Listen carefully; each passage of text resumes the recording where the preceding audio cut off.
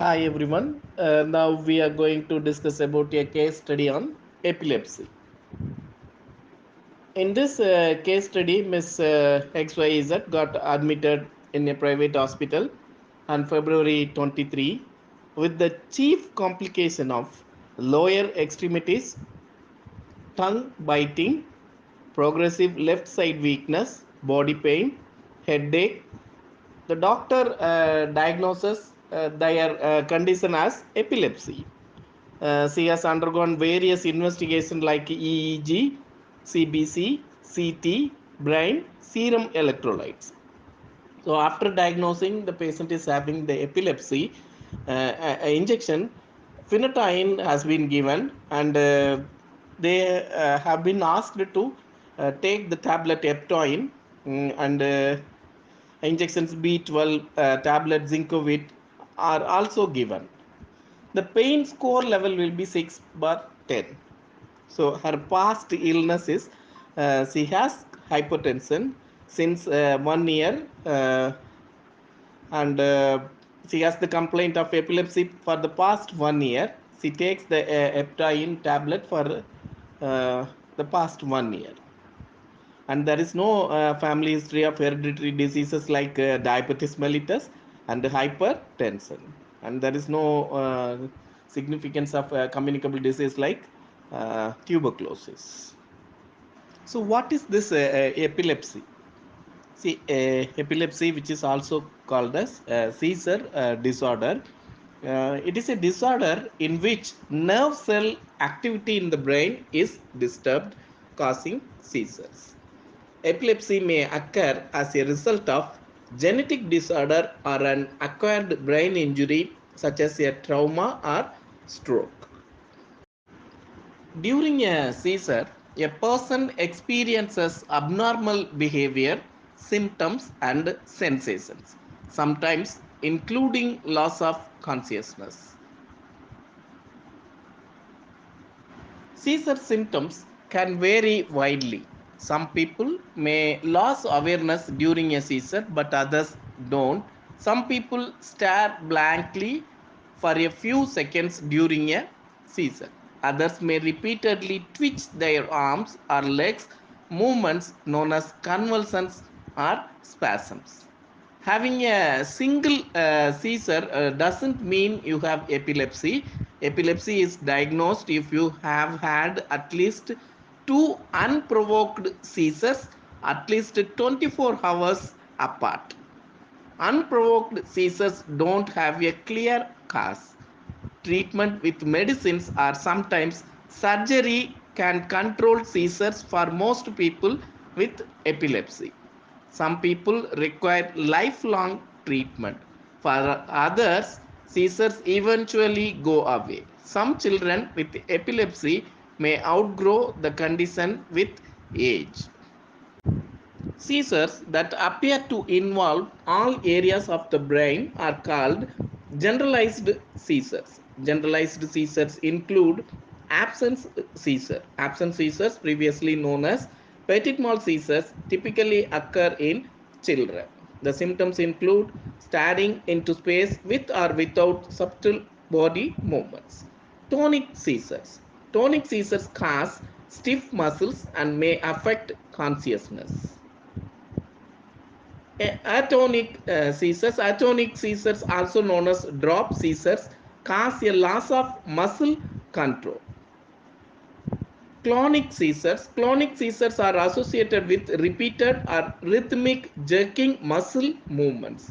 These seizures usually affect the neck, face, and arms. Myoclonic seizures. Myoclonic seizures usually appear as a sudden, brief jerks or twitches and usually affect the upper body, arms, and legs.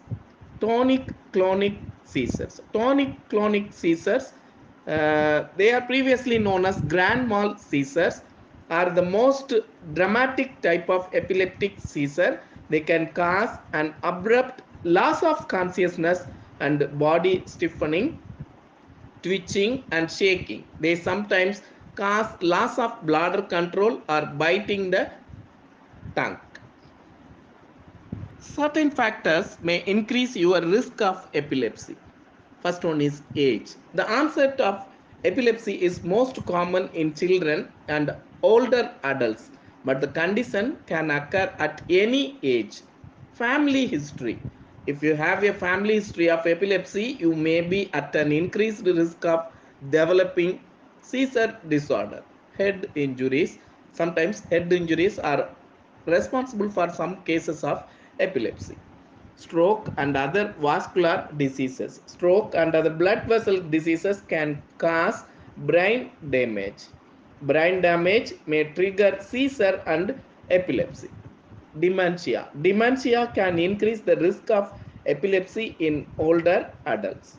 Brain infections. Infections such as meningitis, which cause inflammation in the brain or spinal cord, can increase your risk.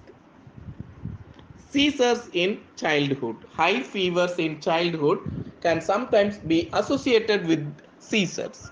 Children who have seizures due to high fevers generally won't develop epilepsy. The risk of epilepsy increases if your child has a long fever associated seizure, another nervous system condition, or a family history of epilepsy.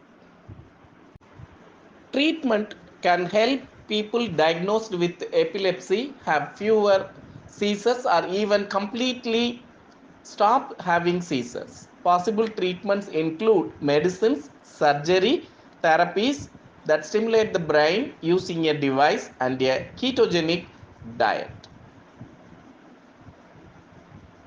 There are more than 20 different types of anti-seizure medicines available, or anti-epileptic drugs are available. The medicines that you take to treat your epilepsy depend on the type of seizure you have, as well as other factors such as your age and other health conditions. When medicines do not provide adequate control of seizures, epilepsy surgery may be an option. With epilepsy surgery, a surgeon removes the area of your brain that is causing seizures. Apart from medicines and surgery, there are potential therapies offer an alternative for treating epilepsy. One is vagus nerve stimulation, deep brain stimulation, responsive neurostimulation are useful therapies for the treatment of epilepsy. The last one is ketogenic diet. Some children and adults with epilepsy have been able to reduce their seizures by following a strict diet that is high in fats and low in carbohydrates. This may be an option when medicines are not helping to control epilepsy. Educate yourself and your friends and family about epilepsy so that they understand the condition, and try to ignore negative reactions from people. Live as independently as possible. Find a healthcare provider you like. So try not to constantly worry. Find an epilepsy support group. These are all the measurements so that we can reduce the complications of epilepsy. I hope you could understand the case study on epilepsy. Thank you very much.